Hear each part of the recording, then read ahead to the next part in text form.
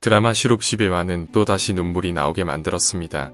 홀수화가 뭔가 감동적인 내용이 많은 것 같습니다. 3화는 개성을 안는 화령의 마음으로 애잔하게 하고, 5화는 세자의 죽음에 화령의 눈물로 울컥하게 하고, 9화는 우리와 같은 고귀인으로 감동을 만들더니 11화도 태소영과 보검군으로 울게 만들었습니다. 리뷰할 것이 많지만 일단 12화 예고 분석부터 간단하게 올리겠습니다. 드디어 성남대군은 세자가 됩니다.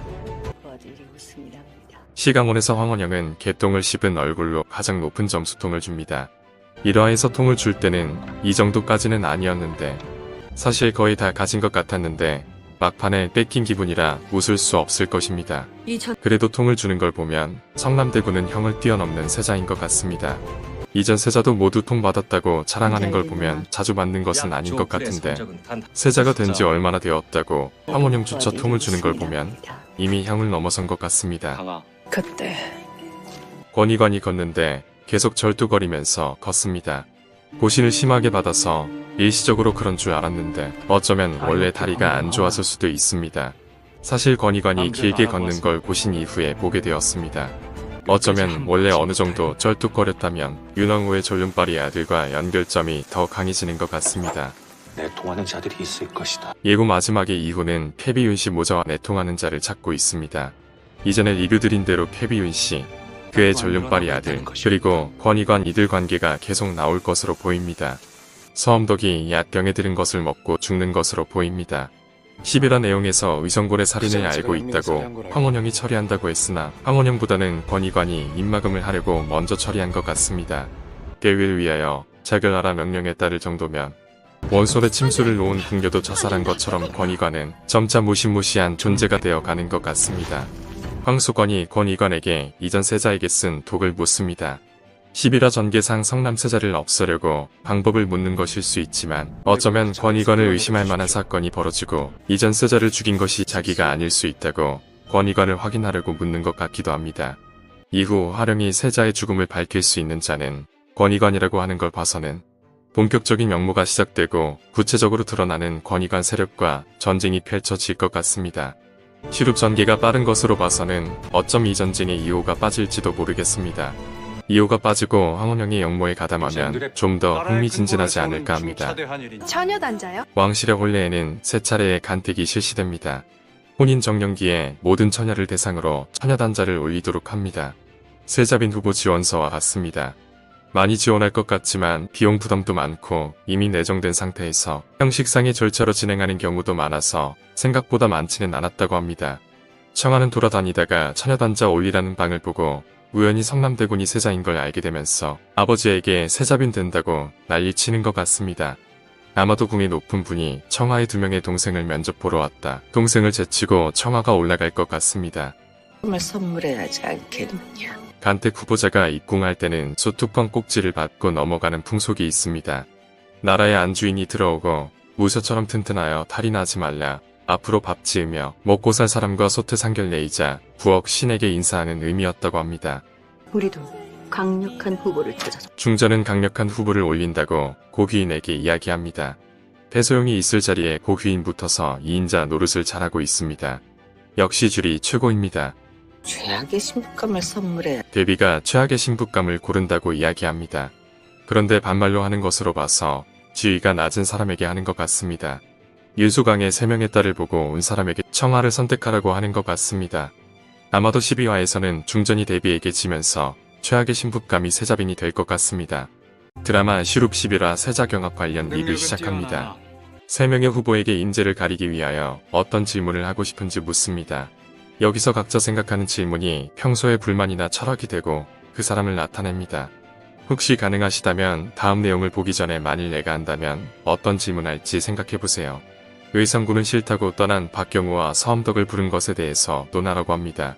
욕망이 강하고 남을 깔보는 의성군의 경우는 자신에게 반기를 들고 떠난 신하들을 다시 찾는 왕이 이해도 하기 싫고 마음에도 안 들 것입니다. 그런 의성군의 무의식이 반영된 질문으로 보입니다. 보검군은 능력은 있는데 덕이 없는 인재를 어떻게 해야 하나를 말합니다. 능력은 있는데 어머니 출신이 천하여 자격이 없는 자신의 처지에 대한 것이 마음속에 자리 잡고 있었습니다. 때문에 밖으로 표현되는 것은 덕이 없어 자격이 없는 것으로 변한대요. 질문이 나옵니다. 성남대군은 허수아비랑 다름없는 왕의 처지를 이야기합니다. 힘이 없는 군주 그리고 힘들어하는 백성으로 이전에 리뷰한 애민정신이 또 다시 나옵니다. 세자가 죽고 나서 대나무밭에서 이호가 이야기한 임금도 모든 것을 다 할 수 없다는 말에 대하여 임금이 할 수 없다면 누가 할 수 있냐고 생각합니다. 성남대군에게는 경합을 시작하게 한 형의 죽음과 그걸 해결 못하는 허약한 왕이 불만입니다. 그렇게 성남대군의 욕망 속에는 애민정신과 욕을 먹어도 괜찮은 강한 왕권이 그의 철학으로 보입니다. 이렇게 대부분의 경우 질문하고 싶은 것을 하라고 하면 자신의 고민이나 가장 부족한 것을 타인에게 물어봅니다. 그리고 이호도 자존감이 엄청 높은 사람으로 보입니다. 성남대군의 연희은 도발에도 화를 내거나 꽁하지 않고 오히려 받아들이고 고치려고 합니다. 왕은 왕입니다. 대비와 황원영의 표 대결이 정점으로 치닫습니다. 누구나 좋은 것을 원하고 먼지 없는 사람은 존재하지 않으니 결국 힘은 인사권이랑 수사권에서 나옵니다. 싸움을 항상 그렇듯이 재물과 벼슬을 얻기 위하여 상대의 약점을 찾아 찍어내리는 것으로 진행됩니다. 머리가 좋은 박씨의 전략으로 위성군의 약점을 유생들에게 공개하고 등을 돌리게 만듭니다. 박씨의 경우 그동안 상대의 감정을 배려하지 않고 기분 나쁘게 하는 언행을 많이 하였습니다. 듣는 사람의 상태나 기분을 파악하지 않고 자신이 아는 걸 상대에게 조언하는 사람들. 이런 눈치가 없는 사람들 중에서 의외로 머리가 좋은 사람들도 많이 있습니다. 눈치 없는 행동은 지능과 별개로 타고난 성격이나 가치관이랑 관련이 많습니다. 상대가 잘못 알거나 고칠 것이 보이더라도 말하지 않는 게 나은 상황인데 굳이 말을 하여 문제를 만듭니다. 아무 때나 하는 훈계는 듣는 사람을 순식간에 도움을 받아야 하는 부족한 사람으로 만들기 때문에 자존심이 상하게 되면서 싫어하는 경우가 많습니다. 자존감이 약한 경우 앙심을 품을 수도 있습니다. 하지만 간혹 상대가 너무 생각이 없어 열등감이나 자존심 같은 것도 존재하지 않는 경우에는 자신보다 나은 사람이라고 생각을 하게 되면서 궁합이 맞기도 합니다. 태소영과 박씨는 그렇게 서로의 약점을 보완하면서 굉장히 합이 좋아 보입니다. 임화영 말대로 태소영 같은 사람 잘 없습니다. 이전 예고편 리뷰에서 말씀드린 것처럼 대비는 자신이 주도권을 잡자마자 고공군을 버리고 위성군을 선택합니다. 노력에도 불구하고 성남대군이 이기게 되자 급해진 황원영은 이호의 친자가 아니라는 마판 뒤집기를 하지만 결국 지고 말았습니다. 이 과정에서 성남대군의 출생의 비밀이 많이 알려집니다. 정리해야 할 부분이 성남대군이 친자가 아니라는 소문은 대비가 이야기한 것입니다. 대비가 성남대군을 친자가 아니라고 믿었던 것인지 친자인데 거짓으로 소문을 낸 것인지 애매합니다. 대비가 성남대군의 귀를 만지는 장면을 살펴보면 만지기 전 긴장을 하면서 손을 올립니다. 확인하면서 살짝 한번 머리를 갸우뚱합니다. 마지막으로 실망하면서 대답을 합니다. 예.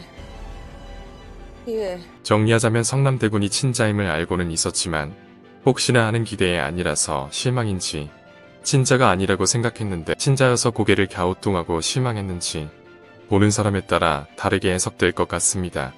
아무리 할머니가 싫어도 살짝 고개를 숙여줘야지 키가 너무 커서 까치발 들고 만졌을 것 같습니다.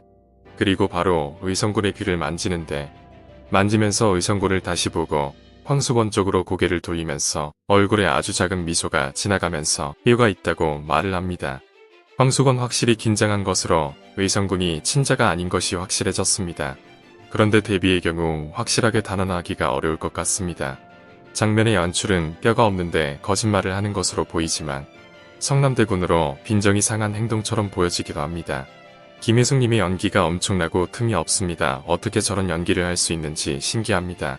이유가 없는 상황이라면 대비는 없다고 그 자리에서 말을 하기도 어려울 것으로 보입니다. 이는 대비의 욕심 때문만은 아니라 황원영이 이미 대비와 너무 많은 악행을 함께하여 준비 없이 상황이 벌어지면 태인세 사건만으로도 이호까지 큰 타격을 받게 됩니다. 대비의 행동이 너무 애매하여 계속 상황을 지켜봐야 할 것으로 보입니다. 다만 정황상 확실한 것은 황수건은 제일 먼저 아이를 낳기 위해서 다른 남자와 동침을 했고 그게 권희관으로 보입니다. 결국 의성군은 권희관의 자식일 확률이 높습니다. 혹시나 권희관이 윤왕후의 아들이라면 이호와 형제이기에 뼈가 있을 수도 있습니다. 슈룹이 재미있고 계속 몰입할 수 있는 것이 사건들이 서로 치밀하게 조합하여 여러가지 해석을 가능하게 만들어 계속 즐기면서 빠져들게 만듭니다. 사실 일반 사극이었으면 경우의 수가 확 줄어들어 이렇게 다양한 생각을 하지 못했을 것입니다. 세자 경합 관련 리뷰는 여기까지 하고 곧 태소영과 보검군 관련 리뷰 올리도록 하겠습니다. 보검군은 어머니에게 이런 말을 합니다. 전 배동이 되고자 하는 것이 아니라 제 학문과 실력을 확인하고 싶을 뿐입니다. 여러분들은 이 말을 듣고 어떤 느낌이신가요? 정말 보검군이 욕심이 없다고 생각하지는 않으시겠죠? 아마도 이 말을 고지고대로 들은 사람은 태소영밖에 없었을 것입니다. 보검군은 실제로 누구보다 강하게 배동을 원하고 있었습니다. 다만 그걸 표현할 수가 없었을 뿐입니다. 보검군은 아버지인 임금 이호를 몇 차례 놀라게 하고 인정을 받을 정도로 기발하게 생각하며 통찰력이 있는 아이입니다. 많은 사람의 대화에서도 나오듯이 왕자들 사이에서 가장 실력이 높다는 것은 누구나 인정하고 있었습니다. 사람은 자신보다는 다른 사람들이 원하는 것을 욕망하게 됩니다. 실제로 무언가 가격이 오르거나 인기를 끌게 되면 설문조사에서 그것을 가지고 싶거나 깨고 싶은 사람들이 증가하는 경우를 많이 봅니다. 현실에서도 마찬가지이지만 실험 내에서는 학문의 중요함이 아주 크고 절대적입니다. 그런 분야에서 최고가 된다는 것은 쉽지 않습니다. 집안이 좋은 의성군은 나이도 제일 많고 따로 진도를 뺄 정도로 과외를 받고 있지만 종학의 가장 실력이 좋은 사람으로는 보검군이 손에 꼽힙니다. 물론 보검군의 기본 능력 자체가 총명하고 뛰어나지만 그렇다고 다른 왕자들도 너무 떨어지는 것도 아니고 별다른 도움 없이 본인의 능력만으로 그 정도로 인정받는 건 쉽지 않습니다. 때문에 보검군의 인정 욕구는 매우 강하며 종학의 최고 자리를 위하여 엄청난 노력을 했을 거라고 생각이 듭니다. 실제로 배동 선발한다고 하자 무한대군은 가장 똑똑한 보검군을 그냥 시키자고 하고 보검군은 미소를 짓습니다.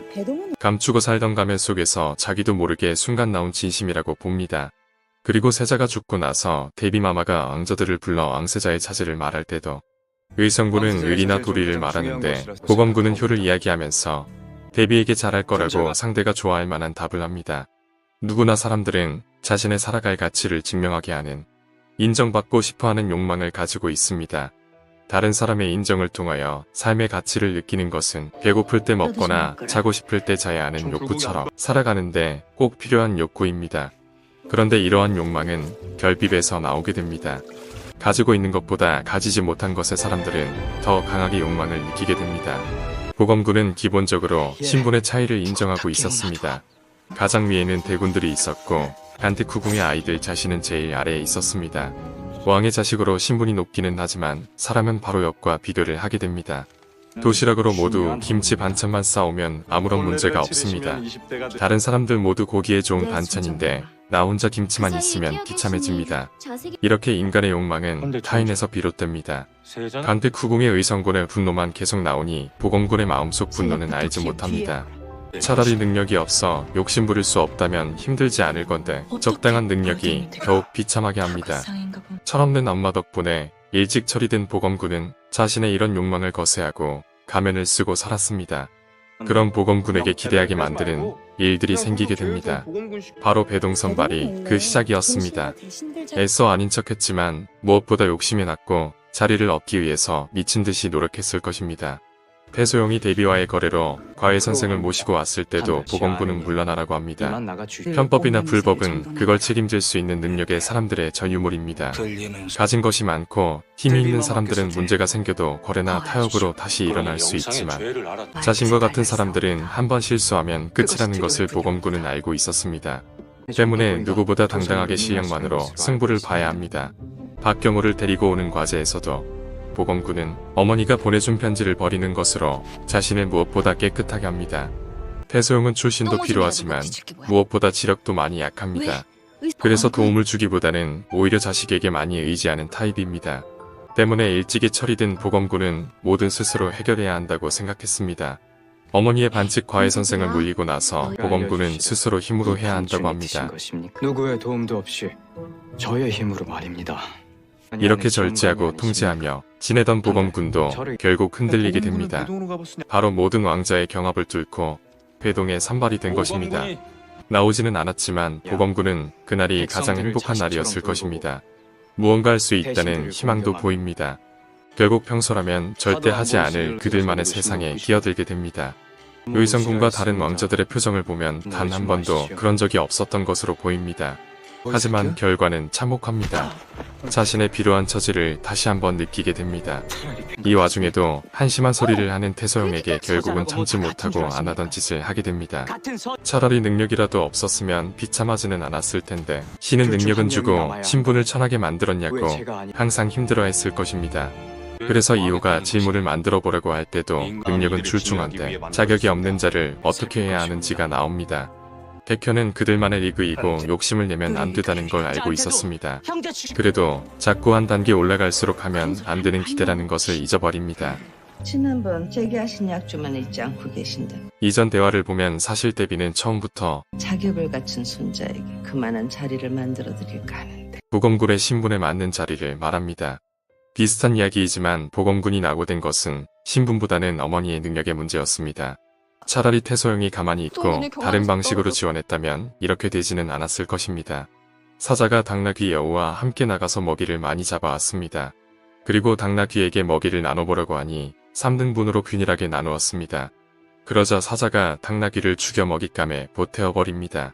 그리고 여우에게 시키니 여우는 모두 사자 앞에 두고 자신은 아주 작은 끄트머리 정도만 가지고 옵니다.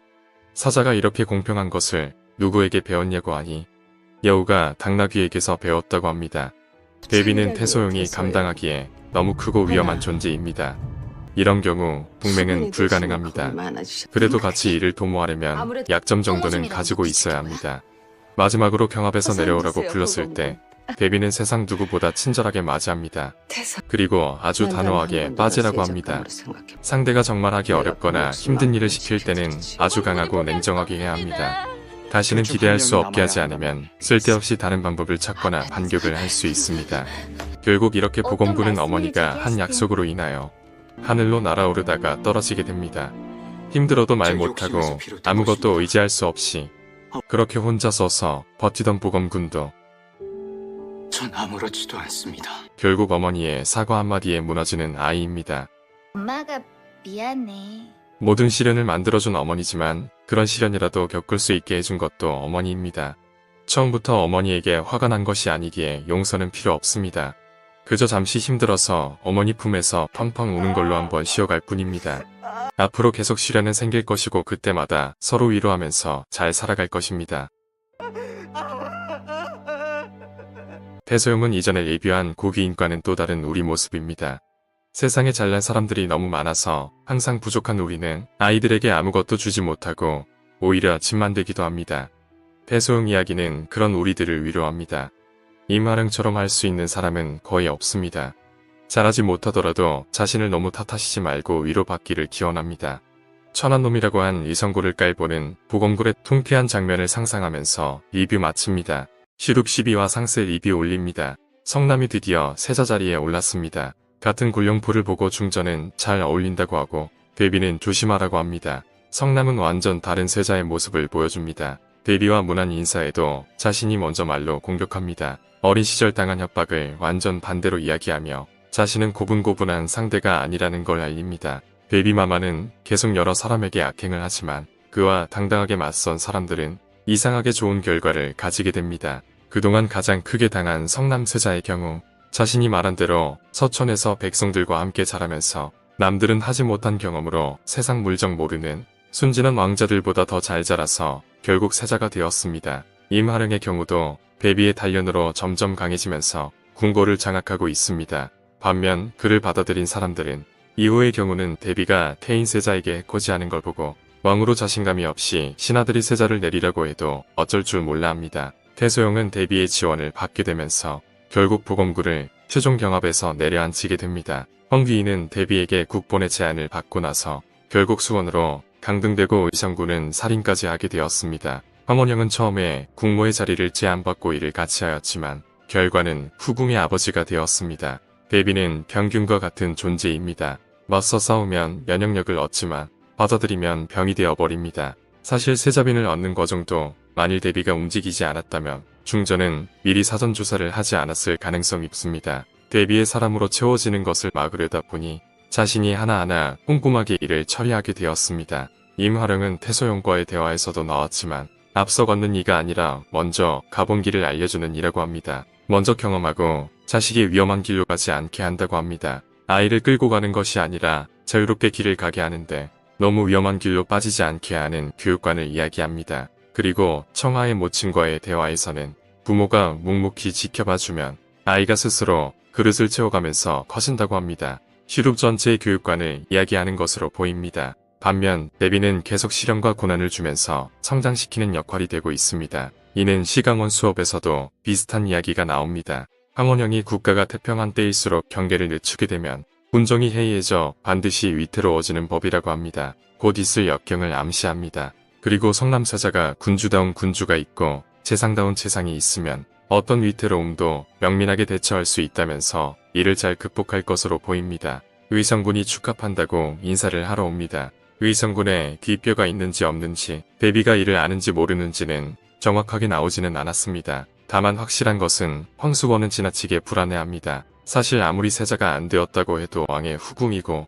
아버지가 영의정인데 영모에 가담하는 건 말이 안 됩니다. 하지만 왕이 친자가 아닌 것을 걸릴 수도 있다고 불안해하는 것으로 이후 황수건이 영모에 가담하는 것에 대한 당위성을 설명하고 있습니다. 데비가 의성군을 항상 지켜보겠다고 하면서 남상궁이 잠시 나옵니다. 이전 귀를 확인할 때랑 마찬가지고 연출은 데비가 알고 있는 것처럼 보이지만 약간은 애매한 데비의 태도로 인하여 혼란을 줍니다. 만일 의성군이 친자가 아니고 데비가 알고 있다고 해도 쳐내려면 준비 과정이 필요합니다. 당시 DNA 검사도 없어 확실한 증거도 없고 황원영도 만만하지 않은 존재라서 무작정 뒷뼈 없다고 의성군이 친자 아니라고 하면 엄청난 싸움을 해야 할 것입니다. 데비가 항상 지켜보겠다는 것은 친자가 아닌 증거를 찾겠다는 말로도 들립니다. 윤수강은 결국 아이를 희생시킨다는 정신 나간 데비를 떠나 중전에게 안착합니다. 이렇게 하나하나 중전의 사람들이 채워지고 있습니다. 데비가 악당인지 의문이 갈 정도로 화령과 왕조들을 성장시키고 세력을 강화해주고 있습니다.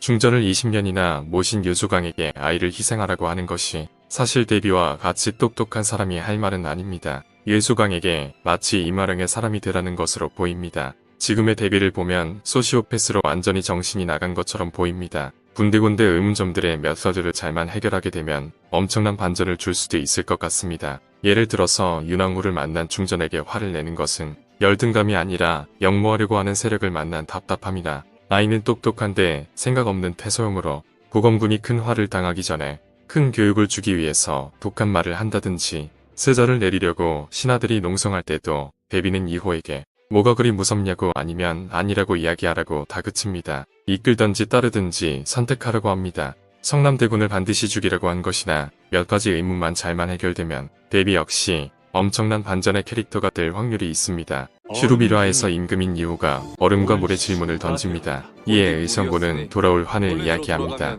현재까지 진행으로 보면 황수원의 의성군 출산 과정이 깨끗하지 못하였고 결국 의성군은 진짜 신분으로 돌아갈 것으로 보입니다. 개성대군은 봄춤을 이야기합니다. 답변으로 보면 개성대군은 결국 새로 태어나지 않을까 합니다.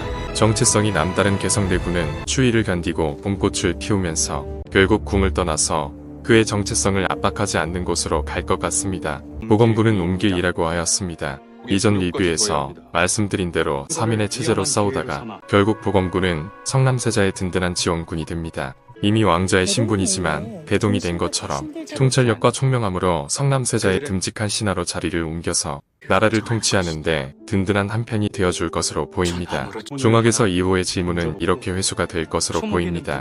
1화에서 불필요하게 종학에서 성교육을 하였습니다. 사실 나이 소개와 왕자들 소개 말고는 특별한 것이 없는데 불필요한 장면처럼 느껴졌습니다. 그런데 결국 개성대군 말대로 보정 수업으로는 무한대군이 1등을 하면서 아이를 안고 나타나는 초월을 암시하였습니다. 보정 수업은 이렇게 회수가 되었습니다. 세자가 아프기 시작하면서 데비가 왕을 만드는 비법서를 뿌립니다. 사실 그 비법서도 엉망이었는데 물에서 호흡 참고 여러 번 끓인 물을 마시는 등 이상한 서책입니다. 나중에 보검군은 7화에서 이런 거 말고 제대로 뒷배경이 되어 달라고 합니다. 2화에서 황귀인에게 국본의 자리를 제안합니다. 이후 황귀인은 숨기고 있던 발톱을 드러냅니다. 결국 이 때문에 그들의 욕심이 세상에 드러나게 됩니다. 그런데 책을 뿌리고 나서 표독한 표정으로 내일부터 재미있어지겠다고 합니다. 그런데 마지막 부분에 미소가 사라지면서 살짝 한숨을 쉽니다.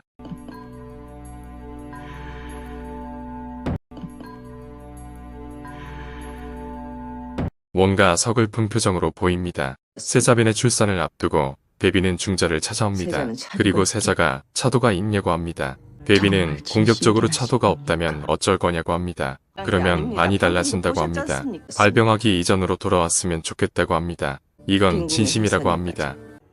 진심입니다 이거. 자기가 안 아닙니다. 움직이면 방금 보셨지 저들 않습니까? 먼저 나선다고 합니다. 저들이 먼저 나설 테니 말입니다. 그리고 사랑의 눈빛으로 세자를 쳐다보는 이호를 바라봅니다. 베비는 늘 신하들과 함께 이호를 압박하는 것으로 보입니다. 이호에게 소리칠 때 늘 하는 말은 뭐가 두렵냐입니다. 베비에게는 나약해 보이는 이호를 다그칠 수밖에 없습니다. 신하와 뜻을 같이 하든가 아니면 이끌고 가라고 하는 것으로 보입니다.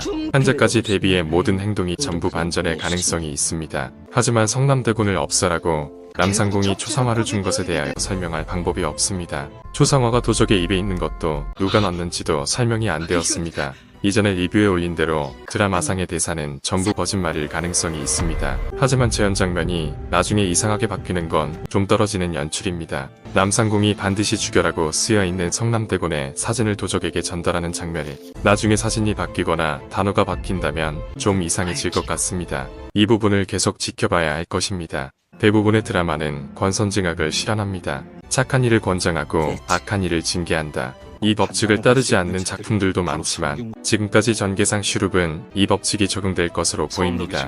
이 원칙에 따라서 끝이 비참해질 인물을 뽑아 볼 수 있습니다. 일단은 의성군과 권익원입니다. 의성군은 칼을 찌르면서 권익원은 독약을 먹이면서 사람을 죽였습니다. 이 두 사람이 확실히 응징을 받을 것 같습니다. 특히 권익원의 경우는 이전 리뷰에서 서엄덕이 알아서 자결할 것으로 예상했는데 훨씬 독하게 거짓말로 독살을 하였습니다. 그리고 현재 세자의 독살도 권익원으로 보입니다. 토지 선생이 서엄덕이 자결했다고 합니다. 이 순간 권익원은 주변에 모인 사람들의 눈치를 보입니다. 권익원은 생각보다 훨씬 치밀하고 무서운 존재입니다. 그리고 영모무리의 단결이 생각보다 많이 강하지는 않는 것 같습니다. 베비는 태인세자를 죽이고 이후도 이를 목격하고 은폐하였습니다. 다만 이 부분은 현재 상세한 내용이 나오지 않아서 함부로 이야기하기는 어렵습니다. 이와 연결되어 상당한 근거는 없지만 저는 계속 이호가 죽을 것 같은 생각이 듭니다. 근거 없이 말하는 것은 전부 틀렸으니 너무 믿지 않아도 됩니다. 한 해 한 해가 정말 기대가 되는 작품입니다. 시룩 13화 예고편 리뷰들입니다. 12화에서는 세자빈 간택이 중심 내용이었습니다. 본편에 대한 리뷰 곧 올릴 예정입니다.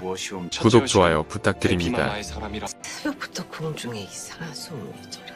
베비는 무난 인사에서 이상한 소문 이야기를 합니다.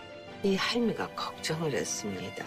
성남세자는 세금을 아끼면서 스몰 웨딩으로 하였습니다. 운명을 그리고 혼인 중 청하의 얼굴을 보면서 만월도에서의 이야기를 회상합니다. 당시 청하가 다시 만난다면 운명으로 여겨달라고 하고 성남세자도 청하를 이쁘다고 하면서 좋아했습니다. 그런데 혼인 중 얼굴은 전혀 기뻐하지 않습니다. 세자빈 간택 과정에서 중전은 도승지 민승윤 영감의 여식을 밀고 베비는 병조판서 윤숙강의 여식을 올린다고 합니다. 성남대군은 어린 시절부터 베비의 미움을 받고 서촌에서 혼자 자랄 수밖에 없었습니다. 자신의 인생의 상당수를 날리고 궁에 와서도 본 것은 눈 감고 본 것은 눈 감고 들은 것은 잊고 들은 것은 잊고 하고 싶은 말은 다물고 살라고 협박을 받습니다. 하고픈 말이 있거든. 꼭 다물거라. 때문에 성남대군은 무난 인사를 하면서 본 것은 눈에 담고 들은 것은 기억하고 들은 말을 반대로 이야기하며 적개심을 드러냅니다. 할 말이 있으면 거침없이 지고 나는 세자가 되겠사옵니다. 그러니 악마 같은 베비의 추천으로 들어온 세자빈과 합궁을 하지 않고 나가버립니다. 예고편의 데뷔의 이야기는 이런 상황을 이야기하는 것으로 보입니다. 하지만 의외로 이 사건은 이마름과 성남대군의 작전으로 싱겁게 끝날 수도 있을 것 같습니다. 청하 세자빈을 거부하는 것처럼 하면서 데뷔의 의심을 거두려는 작전일 가능성이 있습니다. 결혼식 중에도 성남대군이 청하를 확인하고 약간은 놀란 표정이지만 크게 당황한 얼굴은 아니고 만월도의 기억을 회상하기만 합니다.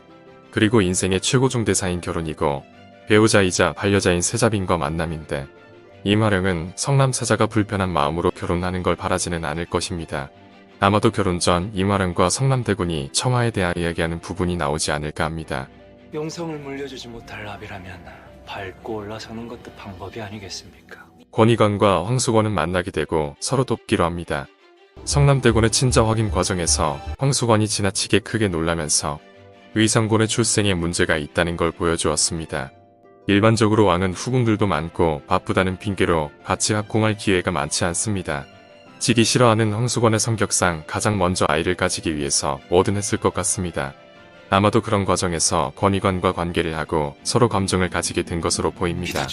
여기서 최종 빌런이자 의문의 사나이 권위관에 대하여 다양한 가능성을 정리해 보겠습니다. 그동안 여러 가지로 패비 유희 씨와 연결점을 보였습니다. 모모에 대한 이야기, 전륜파리에 대한 연결, 패비 유희 씨의 익사한 아들의 살해 장면이 안 나온 것. 이러한 이유로 패비 유희 씨의 아들일 가능성이 있었습니다. 태인세자의 담당 어이인 유상우 거의의 경우 과거 아들과 함께 화재로 죽었다고 합니다. 만일 토지 선생이 유상우 거의라면 아들일 가능성도 있습니다. 여기에 의성군이 이호의 아들이 아닌 것으로 보이면서 권위관이 부친일 가능성이 높아졌습니다. 이러한 가능성 속에서 권위관은 의성군에게 아버지를 넘어 왕이 되자고 영모를 제안합니다. 몇 가지 문제가 되는 것이 의성군의 외할아버지는 대비와 함께 이호를 왕으로 세운 황원영입니다. 황원영의 권력을 이용하기 위하여 의성군을 왕으로 추대하면서 영모를 진행하는 것으로 보입니다. 황원영은 대비와 같이 이호를 왕으로 올리면서 많은 사람들을 숙청하였습니다. 영모 세력은 의성군을 앞세우면서 일시적으로 황씨 일가의 힘을 이용하겠지만 어느 정도 승기를 잡게 되면 황원영의 일가도 처리해야 할 원수입니다. 어차피 권위관이 패비윤 씨 아들이 아니더라도 전륜빨이 아들이 있기에 내세울 왕은 있습니다. 그런데 의성군이 친아들이라면 애매한 상황이 될 것 같습니다. 물론 대비와 이호를 잡기 위해서 어쩔 수 없이 손을 잡고 가는 것도 충분히 가능한 일입니다. 왠지 마지막에 윤왕호와 지금같이 살고 있는 아들이 갑자기 멀쩡하게 걷는 등 허를 찌르는 반전이 많이 나올 것 같습니다. 아무래도 권위관이 혈압을만 치료한 게 아닌 듯 싶사옵니다. 성남세자가 치료 일지를 확인하고 화령을 찾아가 권위관이 혈압골만 치료한 것이 아니라고 합니다. 세자가 어떻게 죽었는지, 왜 죽어야만 했는지. 임화령은 권위관을 궁으로 불러서 세자의 죽음에 대해서 같이 밝혀보자고 합니다. 너와 함께 밝혀보지 않겠는가? 여기서 말하는 세자가 꼭 화령의 아들이 아닐 수 있습니다. 토지 선생은 태인세자가 살해당했다는 증명을 해야 한다고 합니다. 권위관은 궁에서 태인세자가 살해당한 증거를 찾고 있었던 것으로 보입니다. 형의 죽음을 파헤치던 성남세자는 병상일지에서 권위관이 태인세자의 죽음을 밝혀내기 위해서 한 다양한 연구를 찾아낸 것일 수 있습니다.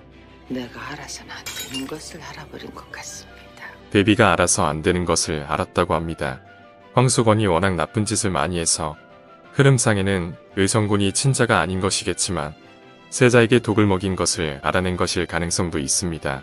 황씨 일가를 고립시키려고 세자를 독살한 것을 대비에게 흘리고 마땅한 증거가 없는 대비는 황수건을 떠보고 황수건이나 의성군이 구석에 몰리면서 영모에 가담하게 된 것일 가능성도 있습니다. 이전에 말씀드린 대로 예고편은 꼭 순서대로 나오지는 않습니다. 전체 흐름상 13화 마지막이 의성군의 합류가 될 가능성이 있습니다. 그리고 극초반은 무한대군이 엄청 욕을 먹으면서 성장하는 과정을 그릴 것으로 보입니다. 제가 책임지고 키우겠습니다. 애 하나 숨겨서 키우는 게 뭐 그리 어렵다고요. 지난번 경합 도중 이탈은 일부만 욕을 들었지만 예고편의 대사로 다음 주까지 많은 어머니들에게 욕을 먹을 것 같습니다. 욕먹은 만큼 새로운 성장을 기대합니다. 이상 13화 예고편 리뷰 마칩니다. 바이토백 끝까지 시청해주셔서 감사합니다. 구독, 좋아요 부탁드립니다. 재미있게 보셨다면 구독, 좋아요 부탁드립니다. 감사합니다.